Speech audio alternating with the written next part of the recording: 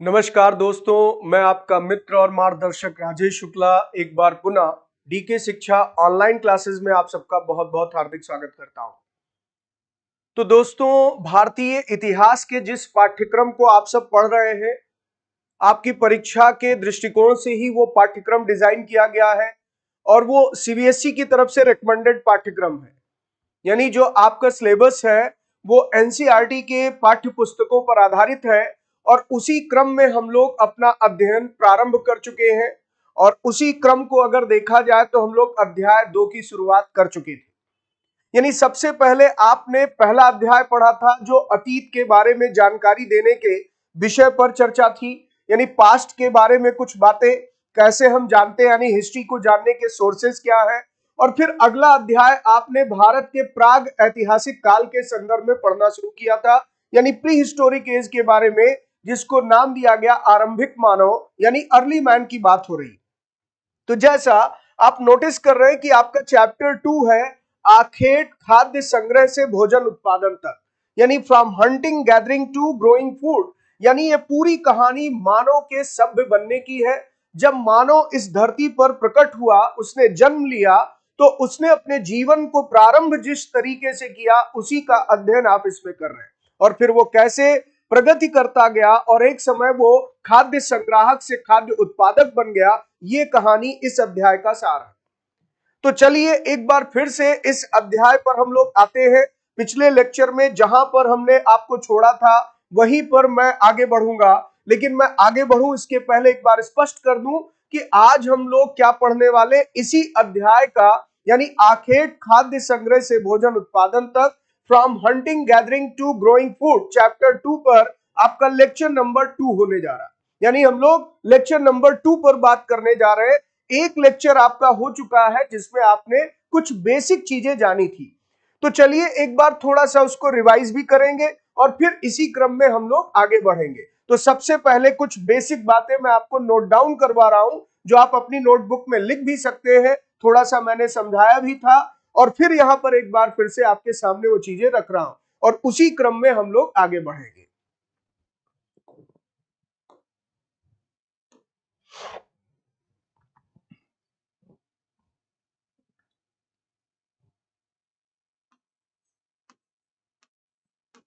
अतीत का अध्ययन, अतीत का अध्ययन इतिहास कहलाता है। इतिहास कहलाता है और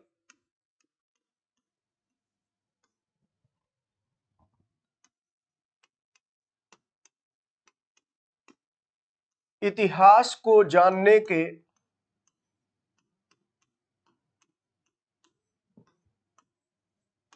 मुख्यतः दो साधन या स्रोत माने गए हैं।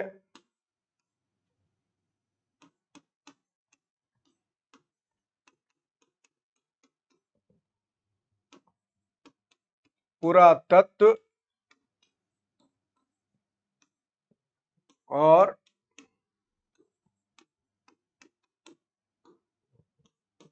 लिखित विवरण।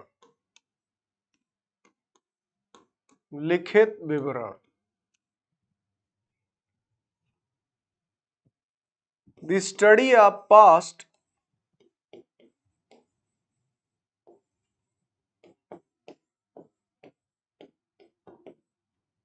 is known as history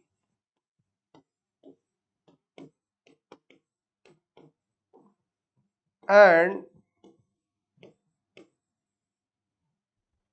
the knowledge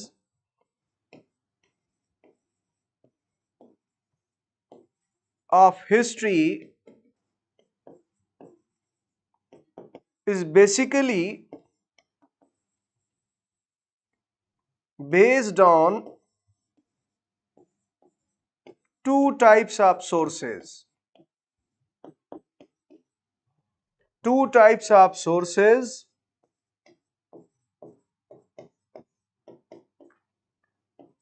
One is archaeology and another is written records.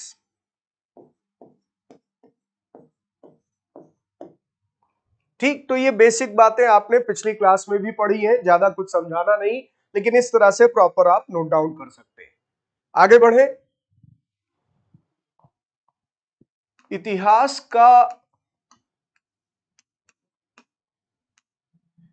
इतिहास को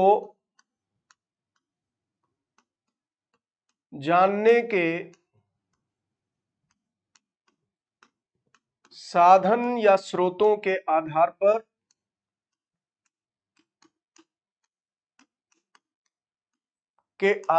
पर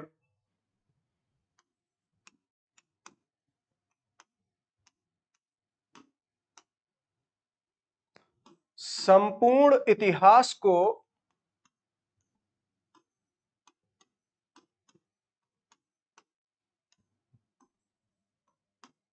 अथवा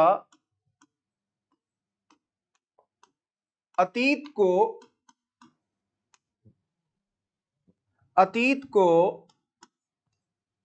निम्नलिखित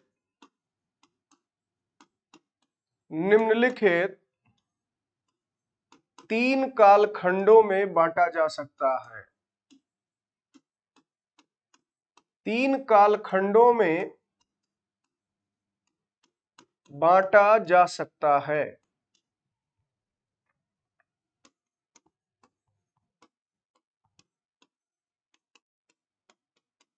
पहला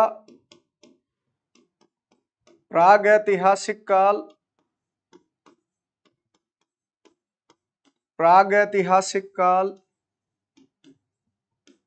दूसरा आद्य ऐतिहासिक काल,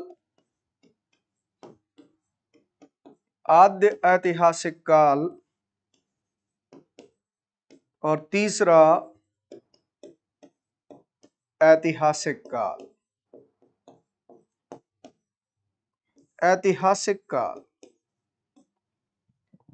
यानी कि हम जब एंटायर पास्ट की बात करते हैं, संपूर्ण अतीत की बात करते हैं, पूरे इतिहास की बात करते हैं, तो ये देखते हैं कि अतीत के बारे में जो जानकारी हमें मिल रही है उनमें से हमें पुरातत्व कहीं मदद करता है, कहीं लिखित प्रमाण मिलते हैं, कहीं ऐसा भी है कि कोई लिखित प्रमाण है ही नहीं, कोई लिखित विवरण है ही नहीं।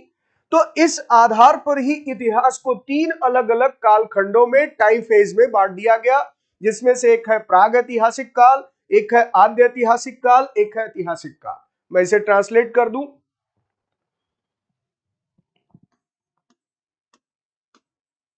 On the basis of sources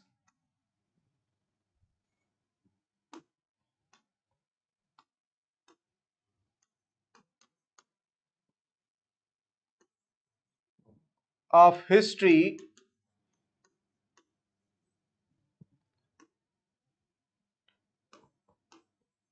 the entire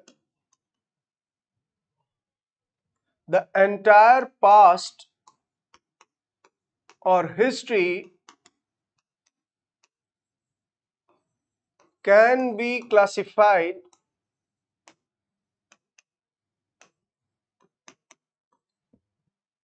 into following three phases.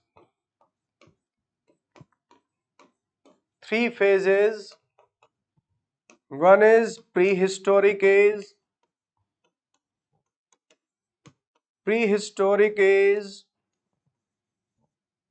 another is protohistoric age,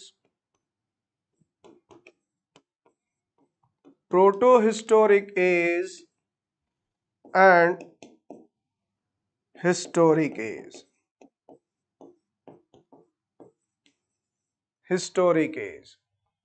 तो pre historic age, proto historic age और हिस्टोरिक एज का जो क्लासिफिकेशन है वो इस बेस पर निर्भर करता है कि हम किन सोर्सेस से इनकी हिस्ट्री जानते हैं। तो जरा देखें प्री हिस्टोरिक एज क्या है। तो आगे लिखिए, अतीत का वो कालखंड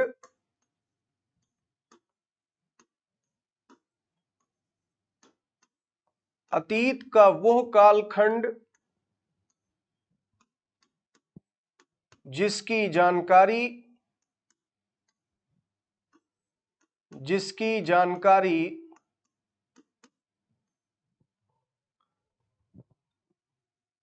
हमें केवल पुरातात्विक स्रोतों से होती है, केवल पुरातात्विक स्रोतों से होती है,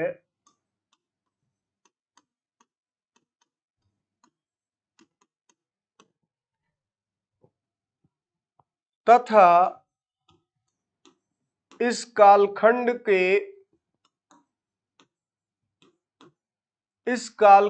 के लिए कोई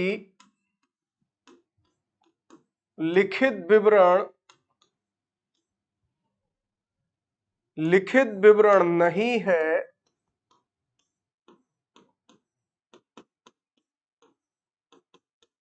उसे प्राग ऐतिहासिक काल कहा गया है। प्राग ऐतिहासिक काल ये दो शब्दों से मिलकर बना है, प्राग प्लस इतिहास।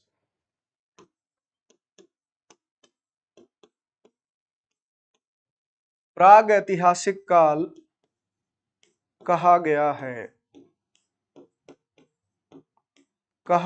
है। यानी इसका मतलब ये हुआ कि जब हम बहुत ही पुराने जमाने की बात करते हैं, लाखों साल पहले की बात करते हैं, तो हम क्या पाते हैं कि मानव सभ्य भी नहीं हुआ था, सिविलाइज्ड भी नहीं हुआ था। इंसान इस धरती पर पैदा होते ही पढ़ना लिखना नहीं सीख गया। ये भाषाओं का विकास, लिपियों का विकास एक क्रम से, एक कहीं ना कहीं व्यवस्था से हुआ। धीरे धीरे चीजें आई हैं। तो लाखों वर्ष पहले जो आदि मानव थे, जो अर्ली मैन थे, वो क्या भाषा बोलते रहे होंगे, क्या उनकी जीवन शैली रही होगी, ये जानना अपने आप में बहुत कठिन है। उनकी भाषा के बारे में कुछ भी जानकारी नहीं है। हाँ, ये जरूर है कि उनके जीवन स्तर के बारे में ये जरूर जानकारी मिली है कि वो आखेट करते थे, खाद्य संग्रहण का काम करते थे। तो ये वो दौर दिखाता है जब इंसान, आप कह सकते हैं, अनपढ़ था, असभ्य था, और वो सभ्य बनने के लिए प्रकृति से जूझ रहा था, कोशिश कर रहा था। और इसी क्रम में इंसान ने कई चीजों का आविष्कार किया, जिसमें भाषा और लिपि जैसी चीजों का भी आविष्कार शामिल है। यानी बोलने की कला, पढ़ने लिखने की कला, तो ये सारी चीजें आगे चलकर मानव के सभ्य बनने की कहानी से जुड़ी। तो इतिहास का वो कालखंड जब इंसान पढ़ना लिखना जानता ही नहीं था, तो कोई रिटन सोर्स मिल ही नहीं सकता, हम चाहकर भी नहीं ढूंढ सकते। ऐसा नहीं है कि इनका कोई रिटन सोर्स मिसिंग है जिसे हम ढूंढ नहीं पा रहे हैं। इंसान उस दौर में अभी पहुंचा ही नहीं था जहां पढ़ लिख सके, तो कोई लिखित विवरण है ही नहीं। तो इतिहास का वो समय, इतिहास का वो कालखंड जिसकी जानकारी केवल पुरातत्व से मिली है, वही कहलाता है प्राक इतिहास। तो प्राक का मतलब बहुत पुराना। तो प्राक इतिहास मतलब यहां पर प्राचीन समय, इतना प्राचीन समय जब मानव अपने जीवन में प्राथमिक चरण में था, अर्ली स्टेज में था। पढ़ना लिखना तो दूर की बात, वो खाद्य संग्रह करके गुजारा कर रहा था, खाद्य उत्पादक बनने के लिए संघर्ष कर रहा था। तो इस अवस्था को ही कहा गया है प्राग ऐतिहासिक काल। यानी हम लोग इस अध्याय में जो अध्ययन कर रहे हैं, जो ये चैप्टर हम लोग पढ़ रहे हैं, इसमें हम कह सकते हैं प्री हिस्टोरिक मैन के बारे में जानकारी ले रहे हैं। तो इसी को मैं ट्रांसलेट कर दे रहा हूं।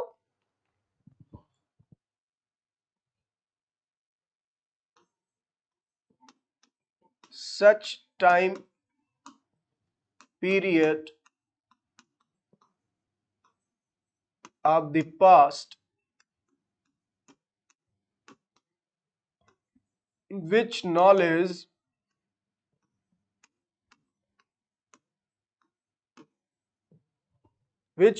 is based only on archaeological evidences archaeological evidences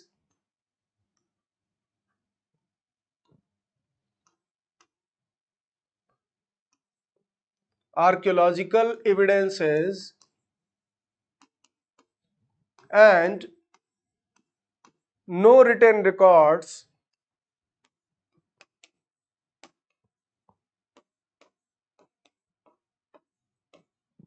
are available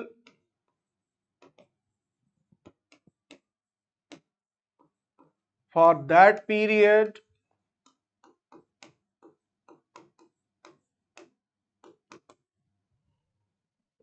is called prehistoric age।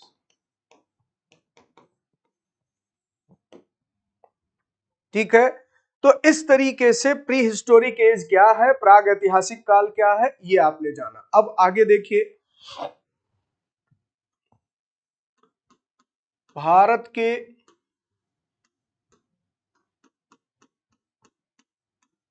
प्राग ऐतिहासिक संस्कृतियों को प्रागैतिहासिक संस्कृतियों को पाषाण काल की संज्ञा दी गई है। पाषाण काल की संज्ञा दी गई है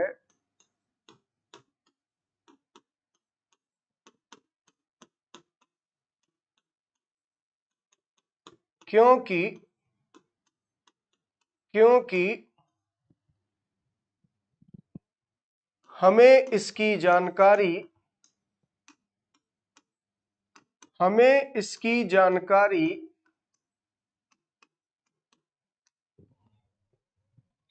पत्थर के उन उपकरणों और औजारों से मिली है, औजारों से मिली है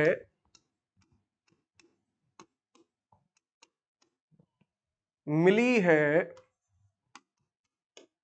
जिसका निर्माण एवं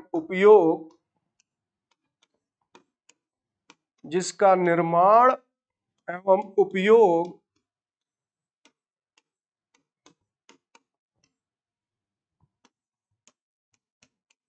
आदि मानव या आरंभिक मानव द्वारा किया गया।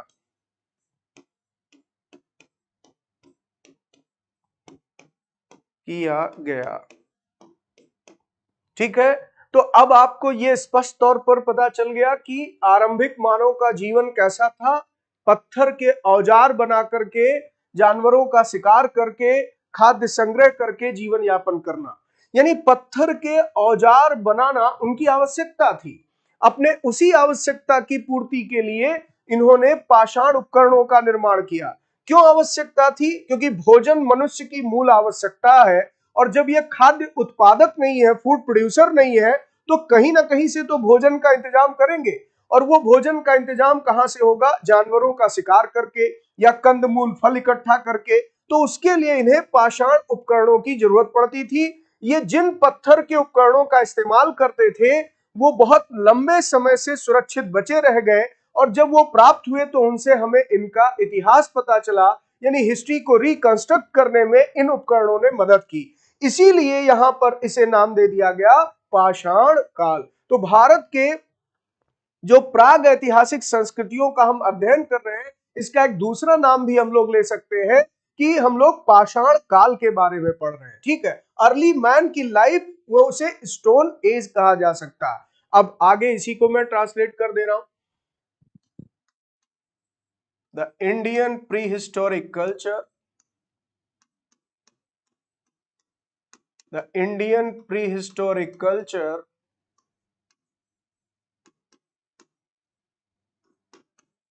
is known as is known as Stone Age because its knowledge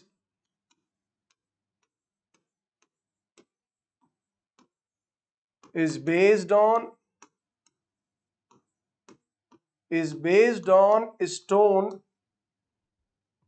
stone tools and implements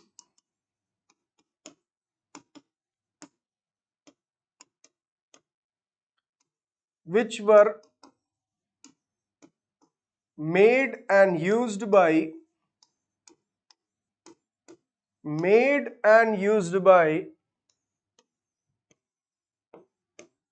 early man of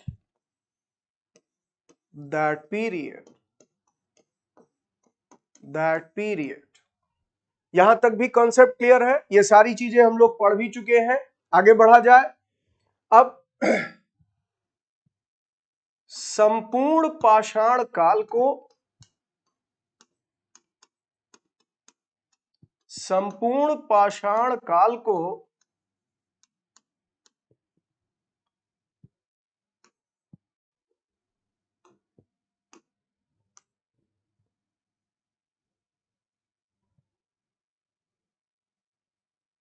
पाषाण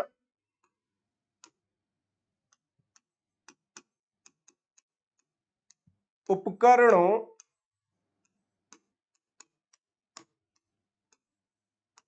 के निर्माण की तकनीक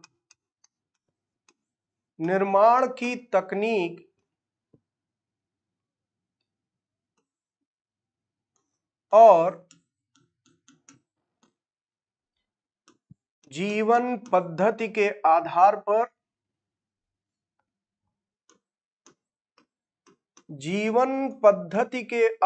पर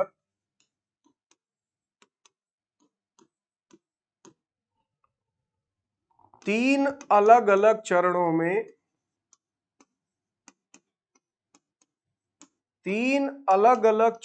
में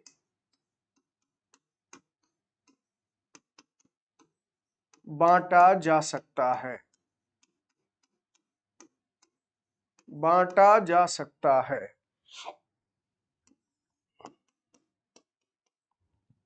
पहला पुरापाषाण काल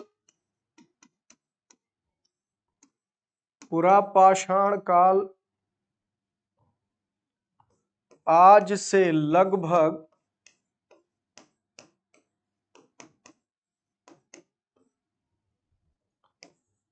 20 लाख वर्ष पूर्व से लेकर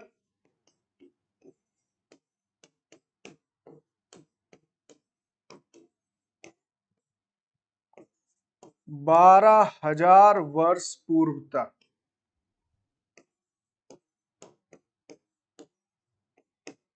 दूसरा मध्य पाषाण काल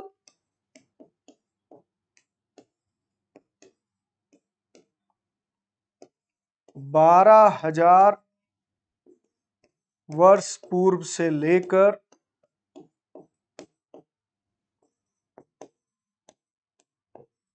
10,000 वर्ष पूर्व तक।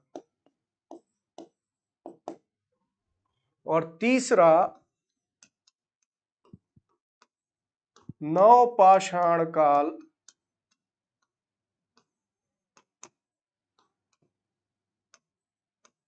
10,000 वर्ष पूर्व से लेकर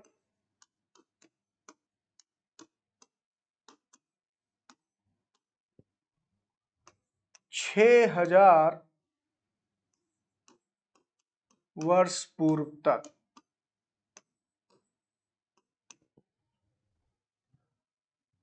यानी आप ये देख रहे हैं कि जो हम पाषाण काल की बात कर रहे हैं, संपूर्ण पाषाण काल, वो भी तीन अलग अलग अवस्थाओं में बटा है, जिसमें जो सबसे पहली अवस्था आती है उसे पुरापाषाण काल कहते हैं।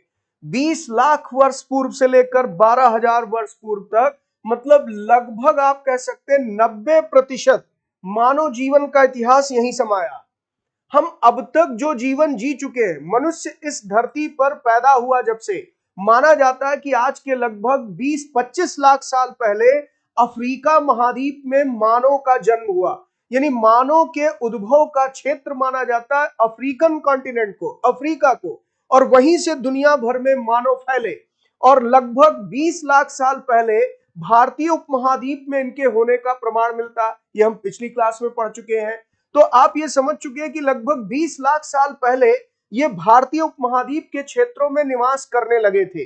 जैसे नर्मदा नदी घाटी के क्षेत्र में इनके निवास के कुछ प्रमाण भी मिलते हैं। तो उस अवस्था को पुरापाषाण काल कहा गया। उसके बाद एक नई अवस्था आती है जिसे मध्य पाषाण काल कहा गया, और जो सबसे नई अवस्था या सबसे बाद की उत्तर अवस्था आई उसे नवपाषाण काल कहा गया। तो इसी को मैं ट्रांसलेट कर दे रहा हूं। The entire stone age culture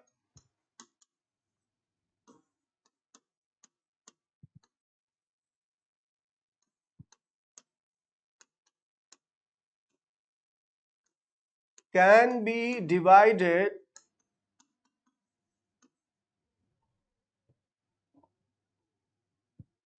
on the basis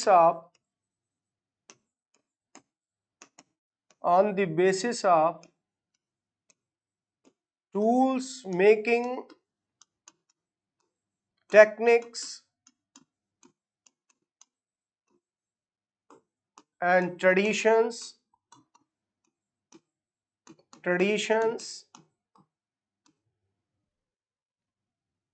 into following three phases. One is Paleolithic age,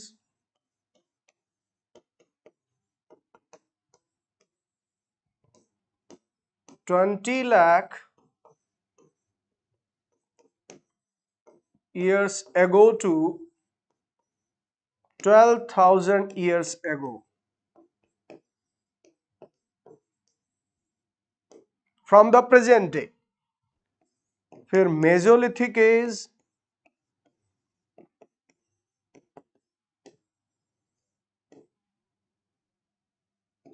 12,000 years ago to 10,000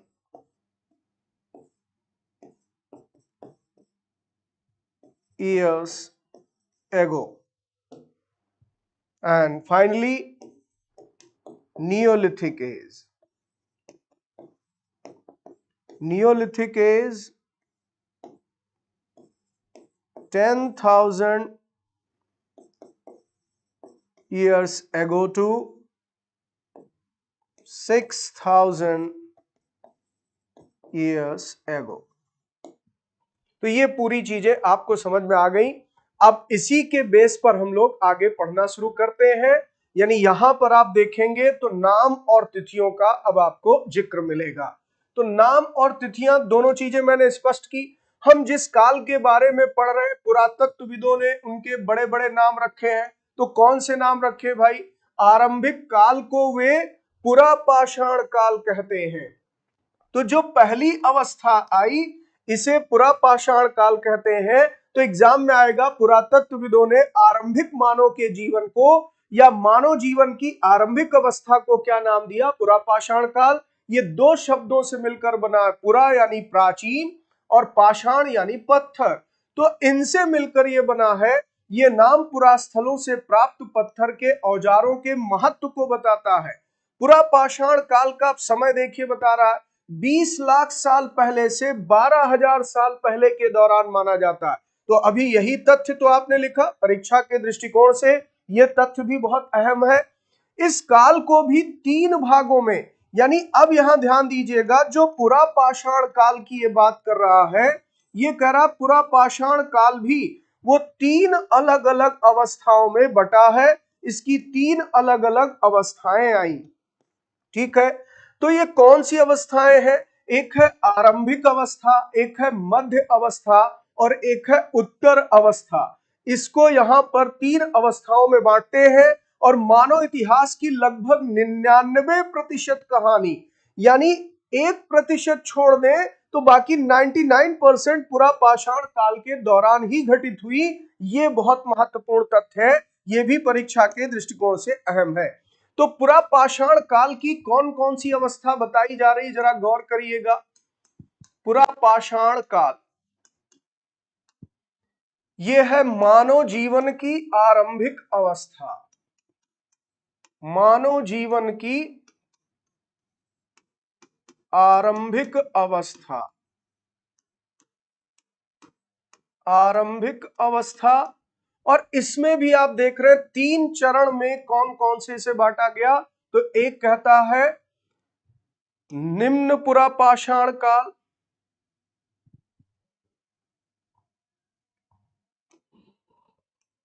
जो आपके एनसीईआरटी के बुक में दिया, मैं वही क्लासिफिकेशन लिख देता हूं। पूरा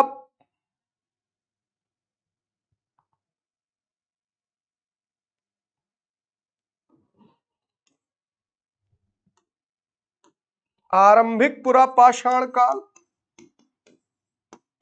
आरंभिक पुरा पाषाण काल, ठीक है, ये पहली अवस्था है। फिर इसके बाद कह रहा मध्य पुरा पाषाण काल,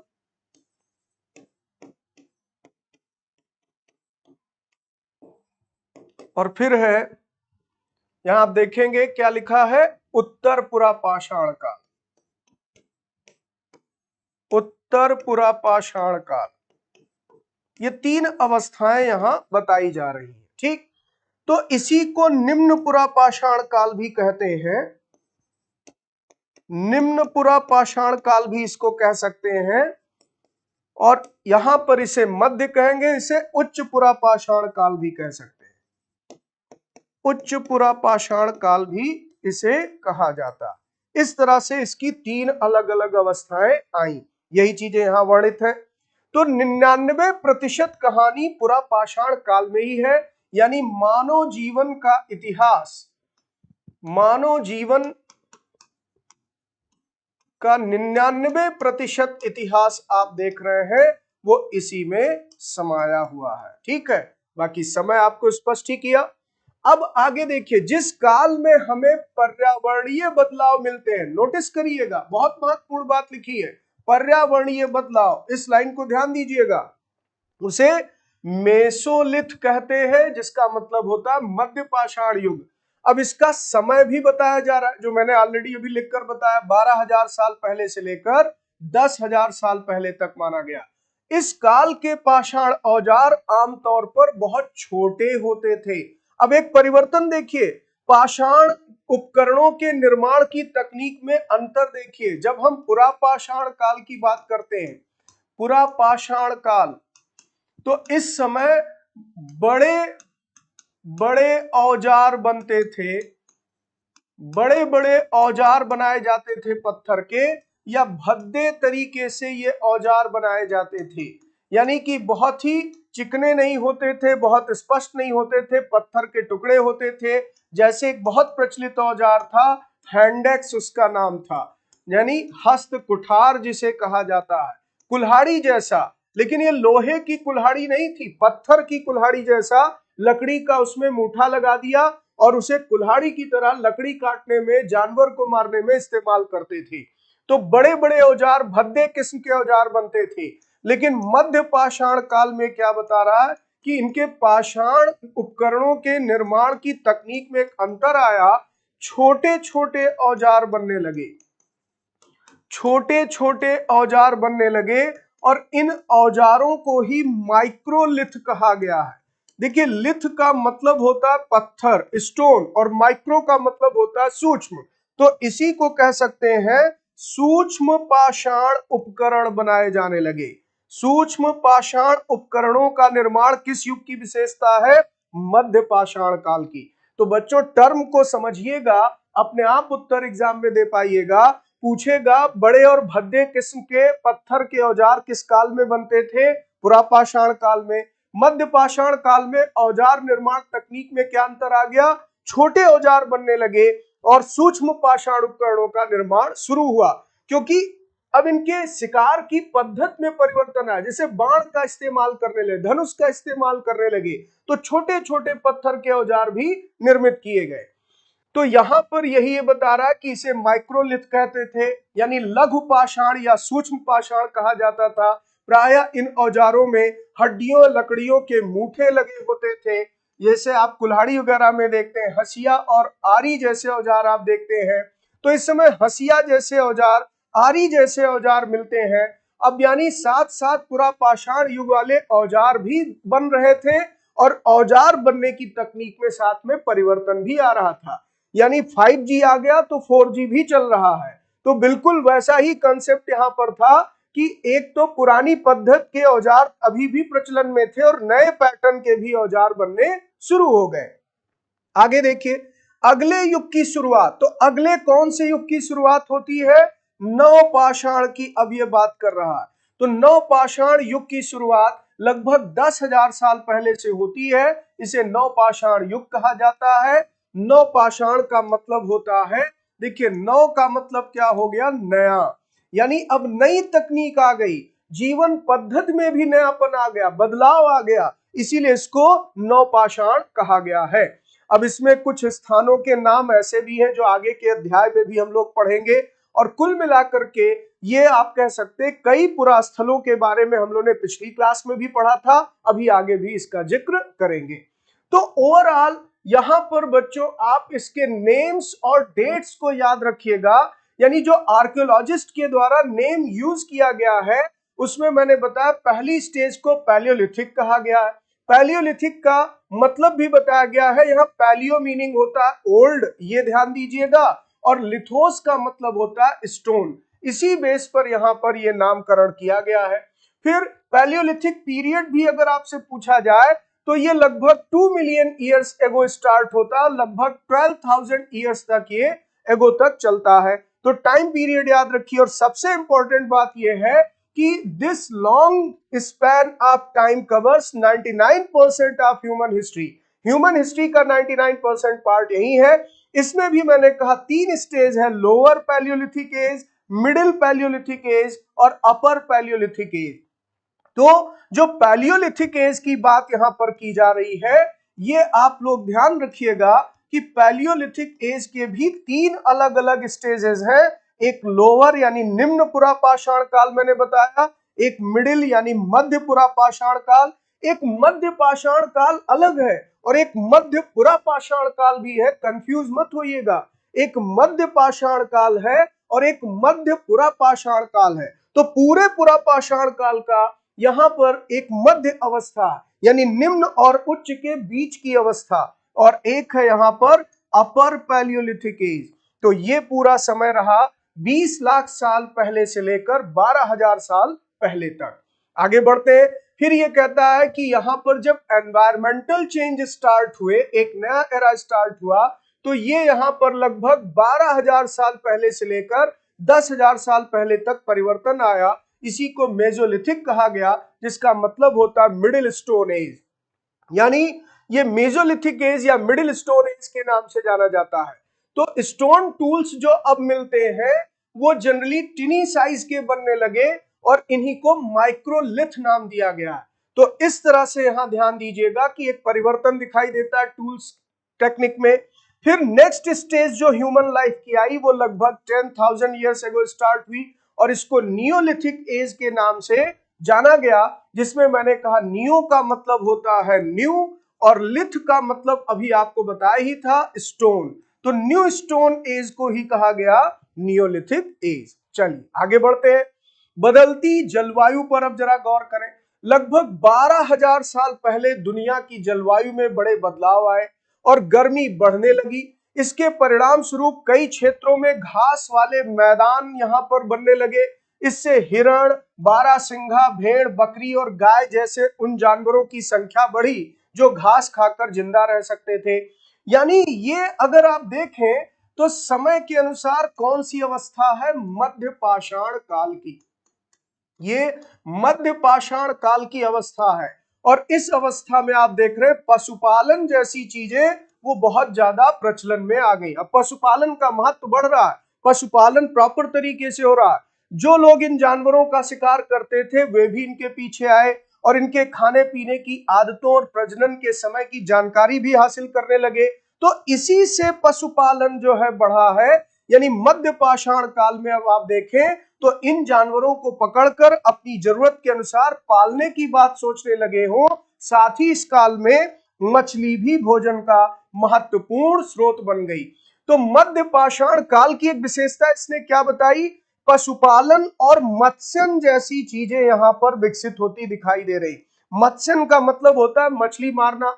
तो पशुपालन और मत्स्यन किस कालखंड की विशेषता मानी गई है, मध्य पाषाण काल की। और मध्य पाषाण काल में ही पशुपालन क्यों बढ़ा है या पशुपालन प्रचलन में प्रॉपर तरीके से क्यों आया, तो इसके पीछे क्लाइमेटिक कंडीशन जिम्मेदार है। जलवायु परिवर्तन हुआ था और इससे इंसान ने जलवायु के अनुरूप अपने आप को अडॉप्ट करने की कोशिश की, अडॉप्टेबिलिटी के एनवायरनमेंट के साथ। और इसी क्रम में यहां पर आप देखें तो वो उन पशुओं या जानवरों से परिचित हो गया जिसे आसानी से वो पाल सकता था। तो ये पूरा स्टैंजा ये स्पष्ट करता है कि पशुपालन का मध्य पाषाण काल में बढ़ा। क्यों, देखिए लिखा लगभग 12,000 साल पहले की बात हो रही, ठीक। तो जहां पर पुरा पाषाण काल की अंतिम अवस्था आ जाती है और मध्य पाषाण काल प्रारंभ होता है, पशुपालन और मत्स्यन जैसी चीजें ज्यादा प्रचलन में आती है। इसी को इसने ट्रांसलेट किया। Around 12,000 years ago there were major changes in the climate of the world with a shift to relatively warm condition, यानी गर्मी की स्थिति पैदा हुई। इसी के परिणाम स्वरूप ग्रासलैंड डेवलप हुए और यहां से अगर आप देखेंगे तो कैटल्स को पालना आसान हो गया, या शीप, गोट या एंटीलोप, डियर इस तरह के जानवरों को रखना आसान हो गया। यानी एनिमल रेयरिंग यहां पर प्रचलन में आया, ट्रेडिशन में आया। आगे बढ़ा जाए, अब खेती और पशुपालन की शुरुआत की बात हम करने जा रहे हैं। यानी कृषि कब आई, पशुपालन की शुरुआत कब हुई, तो इसी दौरान उपमहाद्वीप के भिन्न भिन्न इलाकों में गेहूं, जौ, धान जैसे अनाज प्राकृतिक रूप से उगने लगे थे। शायद महिलाओं, पुरुषों और बच्चों ने इन अनाजों को भोजन के लिए बटोरना शुरू कर दिया होगा। यानी अगर यहां पर देखा जाए तो अब इस प्रकार वे धीरे धीरे कृषक बन गए। यानी नवपाषाण काल तक आते आते, नवपाषाण काल तक आते आते अब ये खाद्य उत्पादक बन चुके थे। यानी अपना भोजन पैदा कर सकते थे, अनाज पैदा कर सकते थे। तो मध्य पाषाण काल से ये विकास क्रम शुरू होता है। मध्य पाषाण काल से खेती करने की कला प्रचलन में आती है और नवपाषाण काल में पूरी तरह फल फूल जाता है ये। यानी अब आप कह सकते हैं अनाज को खुद पैदा करना इन्होंने सीख लिया था। तो जब खेती कब शुरू हुआ, पशुपालन कब शुरू हुआ, तो आंसर आप मध्य पाषाण काल ही लगाएंगे। यानी मध्य पाषाण काल में इसकी बिगनिंग हो जाती है और पूरी तरह से प्रचलन में आ जाता है नवपाषाण काल में, ये खाद्य उत्पादक बन जाते हैं। इसी को यहां ट्रांसलेट किया है। यानी बिगनिंग ऑफ फार्मिंग क्वेश्चन आ जाए, हर्डिंग की बात करें, एनिमल रेयरिंग की बात करें, तो यहां पर आप कह सकते हैं कि जो मेसोलिथिक एज था ये अपने आप में एक रिमार्केबल चेंज लेकर आता है और मेसोलिथिक एज से इसकी बिगनिंग होती है और नियोलिथिक एज तक आते आते आप देखेंगे एक बहुत बड़ा चेंज था ह्यूमन लाइफ में। वो क्या चेंज था, मैंने अभी अभी आपसे कहा, ये फूड प्रोड्यूसर बन गए। तो ये फूड प्रोड्यूसर बन जाते हैं, जबकि इसके पहले फूड गैदरर थे। फिर इसी तरह लोगों ने अपने घरों के आसपास चारा रखकर जानवरों को आकर्षित कर उन्हें पालतू बनाया होगा। सबसे पहले जिस जंगली जानवर को पालतू बनाया गया वो कुत्ते का जंगली पूर्वज था। परीक्षा के दृष्टिकोण से बच्चों ये बहुत अहम पॉइंट है। जिस जंगली जानवर को पालतू बनाया गया वो कुत्ते का जंगली पूर्वज था। एग्जाम में आने वाला प्रश्न है। धीरे धीरे लोग भेड़, बकरी, गाय, सुअर जैसे जानवरों को अपने घरों के नजदीक आने को उत्साहित करने लगे। इस तरह से आप देखेंगे यहां पर ये धीरे धीरे पशुपालक बन गए। तो पशुपालन की कहानी पूरी इसमें स्पष्ट की गई है, इसको बहुत ध्यान से पढ़िएगा। लेकिन इसमें एक ये तथ्य आपके परीक्षा के लिए बहुत अहम है, यानी एग्जाम में ये आ सकता है कि इंसान ने सबसे पहले किस जानवर को अपने लिए पालतू बनाया। तो इसमें आप देखेंगे डॉग ही आंसर होगा और खासकर ये वाइल्ड एसेंटर्स था शायद डॉग का, यही आपको आंसर लगाना है, जो फर्स्ट एनिमल था जो कि एक तरीके से पाला गया। आगे बढ़ते हैं। अब तुम बता सकते हो कि सबसे पहले कुत्ते को ही पालतू क्यों बनाया गया, तो कम से कम इस प्रश्न में एक जवाब तो छिपा ही है कि सबसे पहले किस जानवर को पालतू बनाया गया था। तो आंसर क्या लगा कर आएंगे, कुत्ता या फिर जंगली कुत्ता इंसान द्वारा सबसे पहले पालतू बनाया गया। अब यहां पर कुछ और महत्वपूर्ण बातें बताई गई, जैसे बसने की प्रक्रिया। तो दरअसल जब अनाज पैदा करने यानी खेती की कला आई, कृषि कार्य करने लगे, तो एक जगह पर इंसान ने बसना शुरू किया। यानी नवपाषाण काल तक कृषि बहुत ज्यादा प्रचलन में आ गई थी, और नवपाषाण काल में जब कृषि बहुत प्रचलन में आ गई तो मानव स्थायी जीवन की ओर बढ़ने लगा। इसके पीछे मुख्य कारण अगर आप खोजेंगे तो वो है कृषि। क्योंकि हम जब फसलों की बुआई करते हैं तो फसल तैयार होने में समय लगता है। जैसे गेहूं के बीज खेतों में डाल दिए गए तो 2-3 महीने बाद वो फसलें तैयार होंगी। तो इसलिए इंसान एक जगह पर लंबे समय तक रुकने लगा और यहां से मनुष्य के बसने की कहानी शुरू होती है। तो यहां पर एक चीज ध्यान रखिएगा, मध्य पाषाण काल और नवपाषाण काल एक ऐसा संक्रमणकालीन चरण है जहां इंसान स्थायी जीवन की ओर बढ़ता। यानी अंतर देखिए, पुरा पाषाण काल में नोमैड था, खाना बदोश बताया था, इधर से उधर भोजन इकट्ठा करने के लिए भ्रमण करना। लेकिन अब वो यहाँ पर एक जगह स्थायी रुकने लगा क्योंकि खेती की कला आ गई थी। तो कृषि के विकास से ही आप समझिए यहाँ पर स्थायी जीवन का शुरुआत होता है। एक जगह लंबे एक स्थान पर लंबे समय तक स्टे करने लगे। जैसे मेहरगढ़ नाम का एक पुरा स्थल मिला है जहां पर आप देखेंगे कि खेती का सबसे प्राचीन साक्ष्य मिलता है, खेती का प्राचीन साक्ष्य मिलता है, और खासकर ये मध्य पाषाण कालीन पुरा स्थल दिखाई देता है। तो खेती का प्राचीन प्रमाण देने वाला स्थल है मेहरगढ़, जिसके बारे में आपने पढ़ा भी था। चलिए अब आगे बढ़ते हैं। इसके साथ साथ ये कह रहा है कि यहाँ पर इन्होंने उन जानवरों को पालतू बनाया जो जंगली नहीं थे, बल्कि जैसे यहाँ पे एक उदाहरण दिया गया, ये एक सुअर के दांत है जिसमें से ये जंगली सुअर का दांत है और ये घरेलू जो पालतू सुअर थे उनका दांत है। तो आमतौर पर जो अहिंसक होते थे उन्हीं जानवरों को आगे प्रजनन के लिए चुना गया, यानी उन्हें पालतू बनाया गया। तो इस तरीके से अब जानवर को पालना और खेती बाड़ी के काम में उनका उपयोग करना ये आम जीवन का हिस्सा बन गया। तो ये सारे तथ्य बच्चों एक बार जरूर पढ़ लीजिएगा। अब यहां पर आगे बढ़े तो ये कहता है बसने की प्रक्रिया पूरी दुनिया में धीरे धीरे चलती रही। ये करीब 12,000 साल पहले शुरू हुई। वास्तव में आज हम जो भोजन करते हैं वो बसने की प्रक्रिया के वजह से ही आई। और पालतू बनाए गए जानवरों में कुत्ते के बाद भेड़ बकरी आते हैं। तो ये तथ्य भी आपके परीक्षा के लिए बहुत अहम है। पालतू बनाए गए जानवरों में कुत्ते के बाद कौन से पशु है, तो भेड़ बकरी, यानी कुत्ता पहला हो गया, यहाँ पर पहला स्थान, दूसरा ये। और फसलों में सबसे प्राचीन फसलें कौन सी, तो गेहूं और जौ की खेती। तो कृषि के लिए ध्यान रखिएगा, प्रश्न आएगा कि सबसे पहले कौन सी फसल उगाई गई, गेहूं जौ। और पशुओं में पूछेगा पालतू बनाए गए पशु, तो कुत्ते और इसके बाद भेड़ बकरी। तो ये परीक्षा के दृष्टिकोण से बहुत इंपॉर्टेंट तथ्य है, इसको बहुत ध्यान से नोट डाउन कर लीजिएगा। आगे बढ़े अब। तो इसी डोमेस्टिकेशन के प्रोसेस को मैंने पूरा समझा दिया, ट्रांसलेटेड है, आप इसे पढ़ सकते हैं। अब ये एक नवीन जीवन शैली की बात कर रहा, ये कह रहा तुम किसी पौधे के बीज को बोकर देखो, तुम पाओगे कि इसे विकसित करने में कुछ वक्त लगता है, कुछ दिन या महीने लगते हैं।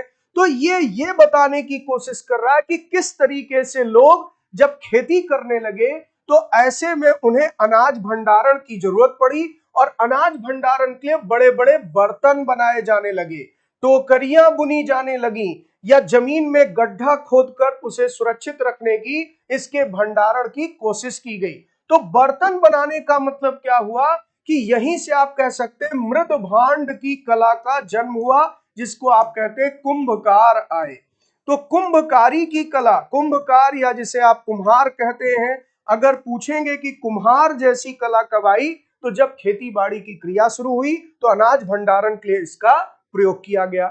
आगे बढ़ा जाए इसी को पूरा ट्रांसलेट कर दिया गया यहाँ। अब जानवर चलते फिरते खाद्य भंडारण थे, इसका मतलब ये था जैसे जानवर है, मान लीजिए गाय की बात करें तो उनसे हमें दूध भी प्राप्त होता है। इसी तरीके से अगर देखा जाए तो यहाँ पर आप ये कह सकते हैं कि कुछ जानवरों से मांस भी प्राप्त होता है। तो पशुपालन भोजन के भंडारण का एक तरीका माना गया, यानी कि एक तरीके से पशुओं को साथ रखने से इनके भोजन की आवश्यकता भी पूर्ति होती थी। फिर इसके बाद यहाँ पर अगर आप देखें तो इनके जीवन में कई तरह के बदलाव आए और इन बदलावों की कहानी हम लोग अगले लेक्चर में पूरा करेंगे और इसी के साथ आपका फिर ये चैप्टर कंप्लीट होगा। यानी बच्चों स्पष्ट कर दूं कि आज हमने जो डिस्कस किया है वो केवल आपके प्री हिस्टोरिक एज के तीनों फेज के बारे में था, क्या चेंजेस आए। इसी बेस पर हम लोग इसी चैप्टर का अगला पार्ट करेंगे और आपका ये चैप्टर फिर कंप्लीट हो जाए। लेकिन आज जो पढ़ा है उस पर आधारित कुछ प्रश्नों को देख लेते हैं। तो क्विज का टाइम है। पहला प्रश्न देखिए, पुरा पाषाण काल के संदर्भ में कौन सा कथन असत्य है? यहाँ के संदर्भ में कर दीजिएगा बच्चों, के संदर्भ में कौन सा कथन असत्य है? पहला लिखा है इसका समय आज से 20 लाख वर्ष पूर्व से 12,000 के दौरान माना गया, ये बिल्कुल सही लिखा है। तो आप ध्यान दीजिएगा कौन सा कथन असत्य है। असत्य का मतलब जो सत्य ना हो, ठीक है, जो सही ना हो। तो आंसर ये नहीं लगा सकते क्योंकि ये तो सही लिखा। इसे 3 चरणों में विभाजित किया गया। अभी अभी आपको बताया कि पुरा पाषाण काल को 3 चरण में बांटते हैं। मानव इतिहास का लगभग आधा हिस्सा इसी कालखंड की कहानी है, यही आपका आंसर हो जाएगा। यानी ऑप्शन सी आप लगाएंगे। अब कहेंगे सर ऐसा क्यों? तो आधा हिस्सा नहीं, 99% हिस्सा बल्कि इस कालखंड की कहानी है। तो इसलिए ये आधा जो लिखा 50% ये गलत है, यानी यही आपका आंसर है कि ये असत्य है। चलिए अगले प्रश्न पर आते हैं। ये इंग्लिश में इसका ट्रांसलेशन है। तो यहां पर मैंने क्या कहा, आपको सी ऑप्शन चुनना है। Almost half of the human history नहीं, बल्कि यहां पर होना चाहिए 99%। तो यहां पर आप हाफ नहीं कह सकते, तो आंसर हो जाएगा सी ऑप्शन। अगला प्रश्न देखते हैं, प्राग ऐतिहासिक काल के किस कालखंड में कृषि और पशुपालन की शुरुआत मानी जाती है? तो कृषि कब शुरू हुई, पशुपालन कब शुरू हुआ? शुरुआत की बात ये पूछ रहा है, कह रहा पुरा पाषाण काल में या मध्य पाषाण काल में या नव पाषाण काल में या ताम्र पाषाण काल में। तो यहां पर मैंने क्या समझाया बच्चों कि जब शुरुआत की बात करेगा तो आंसर आपको क्या लगाना है, मध्य पाषाण काल में पशुपालन और कृषि की शुरुआत हो चुकी थी।